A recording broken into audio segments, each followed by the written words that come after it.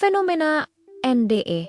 Apa yang terjadi saat manusia hampir mati? Pernahkah kalian mendengar cerita seseorang yang hampir meninggal tetapi kembali hidup dengan pengalaman yang sulit dijelaskan? Ada yang mengaku melihat tubuhnya sendiri dari atas, ada yang merasa masuk ke lorong cahaya, ada yang merasakan kedamaian luar biasa. Bahkan ada yang mengaku bertemu sosok spiritual atau melihat kilas balik seluruh hidupnya hanya dalam hitungan detik. Fenomena ini dikenal dengan istilah NDE atau Near Death Experience, pengalaman mendekati kematian. Fenomena NDE telah dilaporkan oleh banyak orang dari berbagai negara, budaya, dan agama.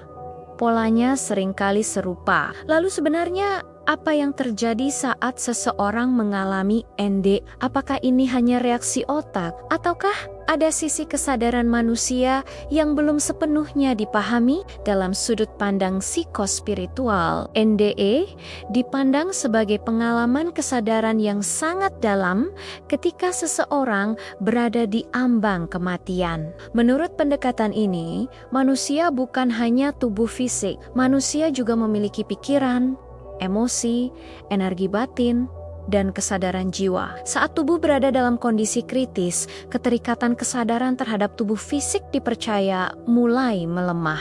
Beberapa orang bahkan mengaku bisa melihat keadaan ruangan saat dirinya tidak sadar, seperti mendengar percakapan dokter. Tentu saja, dunia medis memiliki penjelasan tersendiri, seperti aktivitas kimia otak saat tubuh mengalami trauma berat. Namun sampai sekarang, fenomena NDE masih menjadi perdebatan menarik karena ada hal yang belum bisa dijelaskan secara ilmiah. Dalam psikospiritual, NDE dianggap sebagai pergeseran kesadaran. Seseorang dapat menyentuh lapisan kesadaran yang lebih dalam. Itulah sebabnya mereka merasakan kedamaian luar biasa, bebas dari ketakutan dan perasaan seperti pulang. Pengalaman NDE sering mengubah hidup seseorang secara drastis. Mereka menjadi lebih spiritual dan menghargai keluarga. Mengapa bisa begitu? Karena mereka menyadari